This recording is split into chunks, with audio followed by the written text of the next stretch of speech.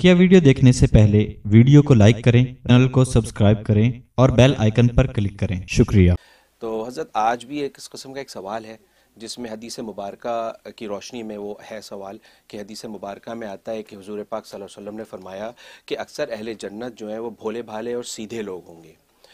तो क्या इसका मतलब हज़रत ये निकलता है कि जो आज के जो चालाक और होशियार मुसलमान हैं क्या वो जन्नत में नहीं जा सकेंगे, सिर्फ भोले भाले सीधे ही लोग जाएंगे? अगर ऐसी बात है तो बड़ी तशवीश की बात है, इसके बारे में रहनुमाई फरमाइएगा।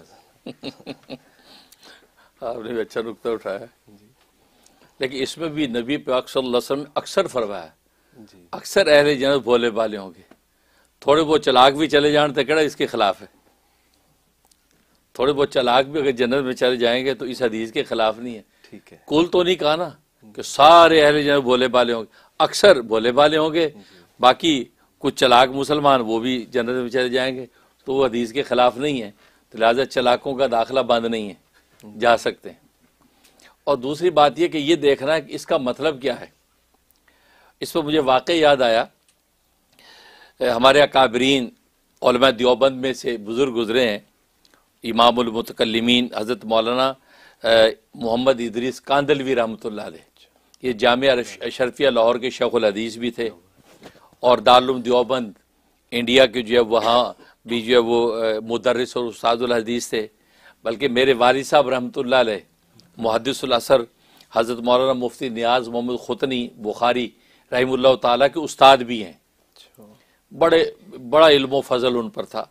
उनकी तफसीर मारिफुल कुरान उनकी भी है। एक मारिफुल कुरान मुफ्ती आजम पाकिस्तान मुफ्ती शफी साहब की है, एक मारिफुल कुरान के नाम से उनकी तफसीर भी है। बड़े असरार व हिकम उसके अंदर है।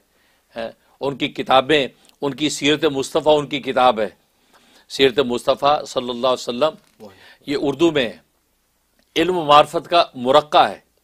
बल्कि अल्लामा अनवर शाह कश्मीरी रहमतुल्लाह अलैह ने जब उस किताब का मुताला किया तो हैरान हो गए। फरमाया कि मैं नहीं समझता था कि उर्दू के अंदर इतनी आलिमाना और फाजिलाना सीरत की किताब कोई लिख सकता है। सुभान अल्लाह। वो अल्लामा अनवर शाह साहब के शागिर्द, यानी इल्म फजल का ये आलम है उनका। सुभान अल्लाह जी। वो कराची तशरीफ लाए, कराची मुफ्ती आजम पाकिस्तान मुफ्ती शफी साहब रहमतुल्लाह अलैह जो उनके साथियों में से थे, उनसे मिलने वहाँ कराची आए। कराची जब आए तो आप जानते हो कि वो ज़माना पुराना ज़माना था। पुराने ज़माने में एक क्रीम चलती थी, तब्बत सुनो सुनी होगी, बचपन में आपने भी लगाई होगी, तभी गोरे नज़र आ रहे हैं। तो वो तब्बत सुनो आप बंदा लगाता था, जको देहातों में औरतें भी लगाती तब्बत सुनो। अच्छा, वो बसों के ऊपर बड़े बड़े बोर्ड लगे होते थे उस ज़माने, उसकी करीम पर ये लिखा तब्बत सुनो।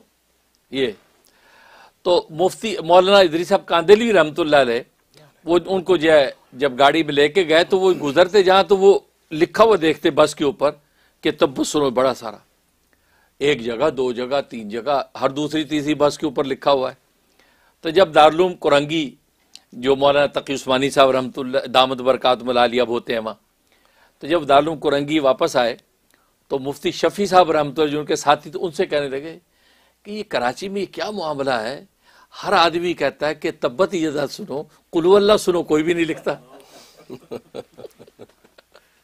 क्या हर बंदा कहता है तब्बत यदा सुनो, ये तब्बत यदा सुनो की बात, कुल हुवल्लाह सुनने की बात नहीं करते, जबकि कुल हुवल्लाह में तो तौहीद का पैगाम है, कुल हुवल्लाह सुनानी चाहिए।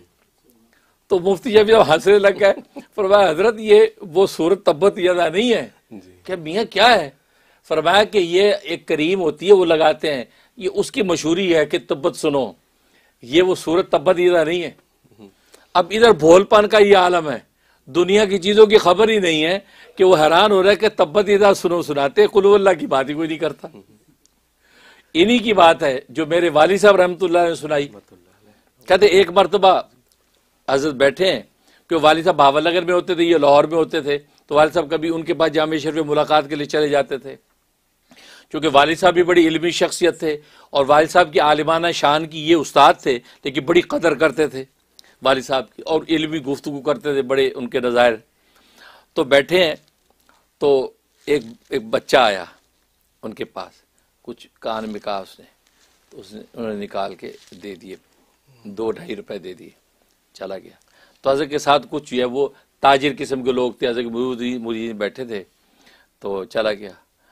तो अच्छा, उस बच्चे ने आके पता क्या कहा कि अब्बा जी गाड़ी में पेट्रोल डालना है, पेट्रोल डालना है, पैसे चाहिए, ये कहा।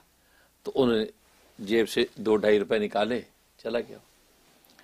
अब वो जो सेठ हजरात हाजी साहबान हैरान कि हजरत की कौन सी गाड़ी है जिसमें पेट्रोल डलता है। तो वालिद साहब कहते मैं भी वहाँ मौजूद हूँ। तो उन्होंने कहा जी हजरत ये कौन था बच्चा? कहते मेरा बेटा है। कहा कहते वो गाड़ी में पेट्रोल डालने की बात कर रहे थे, आपने कौन सी गाड़ी दी पेट्रोल वाली? कहते नहीं इसकी साइकिल है, ये साइकिल चलाता है, उसके लिए पेट्रोल के लिए पैसे लेके गया। कहा हजरत उस साइकिल में तो पेट्रोल डलता ही नहीं है। कहता नहीं साइकिल में कोई पेट्रोल नहीं डलता। कहता अच्छा, कि कम्बा का 2.5 साल से मुझसे पैसे लेके जा रहा है पेट्रोल डालने के लिए। अब दुनियादारी में देखो ये हालत है, 2.5 साल से मुझसे ये पैसे 2.5 रुपए लेके जाता है कि पेट्रोल डालना है, तो मैं पेट्रोल के पैसे दे देता हूँ। तो बस देखो ये तो उलमा ने लिखा है कि दुनियादारी में इतने बेसमझ, लेकिन दीनदारी में ऐसे जीरक कि कोई सामने खड़ा नहीं हो सकता। ये मुराद है अक्सर अहले जन्नत अल-बल्ला, यानी भोले भाले होते हैं, वो ये मुराद है कि दुनियादारी में बेसमझ है, दीनदारी के अंदर उनके सामने इल्म फजल में खड़ा नहीं हो सकता। ये मतलब है। और दूसरा मतलब ये है, यानी दुनिया में बेसमझ। और दूसरा मतलब ये है, इस पर भी वाक़या याद आया, पीरानी पीर शेख अब्दुल कादिर जिलानी रहमतुल्लाह अलैह के वालिद ये सफ़र कर रहे थे। सफ़र करते आ रहे थे तो एक जगह एक पगडंडी से गुजरे, एक पानी का खाला गुजरा, तो उसमें एक सेब गिरा हुआ है, वो रुड़क रहा साथ। अब सफ़र था तो उनको भूख सी लगी, तो उन्होंने वो सेब उठा लिया, साफ़ किया, भूख थी तो खा लिया। खाने के बाद ख्याल है कि यार ये किसके बाग का गिरा हुआ है, किसका है, मालिक का, कल आखिर में पूछ होगी तो क्या होगा। बड़े परेशान हुए, उसी तरह वापस पगडंडी पे चलते गए यहाँ से वो सेबों का एक बाग आ गया, इस बाग में से टूट के गिरा है। अब बाग के मालिक को ढूंढा, कहा कि भाई वो आपकी जो है ना वो इस तरह एक सेब गिरा, मैंने वो सेब खा लिया, बाद में मुझे ख्याल आया कि भाई ये तो मुझे पूछना चाहिए था, तो मैंने वो आपकी चीज़ खा ली कि आखिर में मुझसे पूछना हो जाए तो आप मुझे माफ़ कर दीजिए। वो मालिक के दिल में सोचा कि यार एडा तकवी वाला बंदा, ऐसा तकवा वरा वाला तो सोचा नहीं। तो मालिक ने फ़ौरन दिमाग अपना इस्तेमाल किया, कहा कि नहीं जनाब ऐसे माफ़ी नहीं होगी, एक शर्त होगी। कहते जी मुझे सारी शर्तें मंजूर हैं, दुनिया में जो सज़ा देना चाहे, लेकिन मैं आखिरत में अल्लाह के सामने नहीं खड़ा हो सकता, आप मेरा मामला यहीं पाक कर दे। क्या शर्त है? कहा कि मेरी बेटी के साथ आपको निकाह करना पड़ेगा। अब ये खामोश, कहा कि अच्छा अगर इसी बात पर मेरी माफ़ी होती है तो मुझे वो भी कबूल है। कहा था लेकिन ये सुनो, मेरी बेटी लंगड़ी है, लोली है, नाबीना है, ये सारी, और जो वो अपाहज यानी नाबीना है, ये है।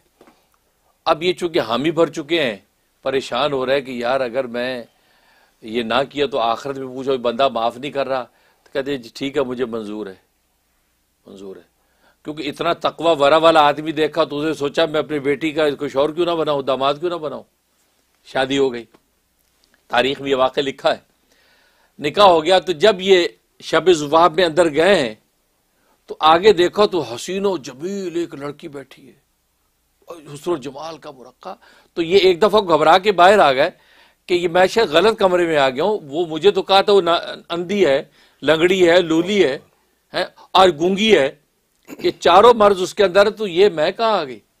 तो बाहर निकला तो पूछा क्या हुआ, कहा कि नहीं मुझे तो जो अलामात सिफात बताई गई थी तो ये तो वो लड़की नहीं है, ये तो मुझे तो कहा था नाबीना है, गूंगी है, बहरी है, सब कुछ है। तो उस मालिक ने कहा कि नहीं वो यही लड़की है, इससे तेरा टेस्ट और इम्तिहान मैंने लिया था। मैंने गूंगी इसलिए कहा था, इसलिए कभी ज़बान से गुनाह की बात नहीं बोली, बहरी इसलिए कहा था कभी कान से इसलिए गुनाह नहीं सुना, अंधी इसलिए कहा था कभी गुनाह और नामहरम को इसलिए देखा नहीं है, और इसको लंगड़ी लूली इसलिए कहा था कभी ये गुनाह की जगह की तरफ गई नहीं है। इतनी मुत्तकी परहेजगार है। मैं तो उसके लिए सोचता था कि इसके लिए शौर भी अल्लाह ऐसा तकवे वाला अता फरमा जो उसके लेवल का हो। तूने जब वो सेब के बारे में मुझसे सवाल किया तो मैं समझ गया कि इससे ज्यादा तकवे वाला कौन होगा। लोग तो तोड़ के खा जाते हैं, आप तो टूटे हुए का तो वैसी पूछ नहीं है। वो उसके बारे में आप इतने कॉन्शियस हैं, तो ये तो तकवा वरा का कमाल है। तो मैंने सोचा आप ही मेरी बेटी के अहल है, वरना यही मेरी बेटी है। तो मैंने जो कहा था कि ये गूंगी है, गुनाह से गूंगी है, ये बहरी है, गुनाह से बहरी है, ठीक है ना, ये जो है वो लूली है, लंगड़ी है, गुनाह से। तो बिल्कुल इसी तरीके से। और फिर जाहिर है कि शादी हो गई, और फिर इन दोनों से कौन पैदा हुआ? पीराने पीर गौसे आजम। अल्लाह अकबर। ये ऐसे नहीं औलादे बनती कि इतना बड़ा निस्बत वाले तकवे वाले माँ बाप हैं, तो फिर ऐसा गौसे आजम पैदा हुआ कि क़यामत तक ऐसा बड़ा गौसे आजम आएगा नहीं। अल्लाह। पीराने पीर शेख अब्दुल कादिर जिलानी रहमतुल्लाह अलैह पैदा हुआ, सैयदादे। तो उलमा ने लिखा कि इस हदीस का मतलब यह है कि वो जो अक्सर अहले जन्नत भोले भाले हैं, मतलब गुनाहों से भोले भाले हैं, इनको गुनाहों का ढंग बात नहीं आता कि गुनाह कैसे करना है, आंख का गुनाह क्या होता है, कान का क्या होता है, हैं? जो दुनिया में चालाक लोग हैं वो गुनाह के तरीके भी 100 आते हैं उनको। ऐसी चीजें भोले भाले गुनाह का तरीका ही नहीं आता, कदे करने की कोशिश की तो फड़े गए, फिर करा मौलवी फड़े गए। तो कहने का मतलब इतने भोले भाले होते हैं, ये इनको बेचारा डब्बाल नहीं आता गुनाह का। तो जैसे वो उसका बताया ना कि वो गुनाह से गूंगी बहरी है, इस तरह गुनाह से इनकी चालाकियां बिल्कुल खत्म होती हैं और बिल्कुल भोले भाले होते हैं, ये मतलब है। और तीसरा मतलब ये है कि ये असल में अल्लाह में इतना मशगूल होते हैं कि दुनियादारी में मशगूल होने का इनको फुर्सत ही नहीं होती। अगर कोई दुनियादारी की बातचीत पूछ लें तो इनको कुछ पता ही नहीं होता कि दुनिया में हो क्या रहा है। ये अल्लाह की ज़ात में मुस्तगरक रहते हैं, अपनी आखिरत की फिक्र में रहते हैं कि अल्लाह के सामने पेश हो तो हमारी क्रेडिबिलिटी अच्छी हो, अल्लाह के सामने शर्मिंदा हो। ये इसी उधेड़ बुन में रहते हैं, इनको दुनियादारी के चक्करबाजियों पर तवज्जो ही नहीं होती।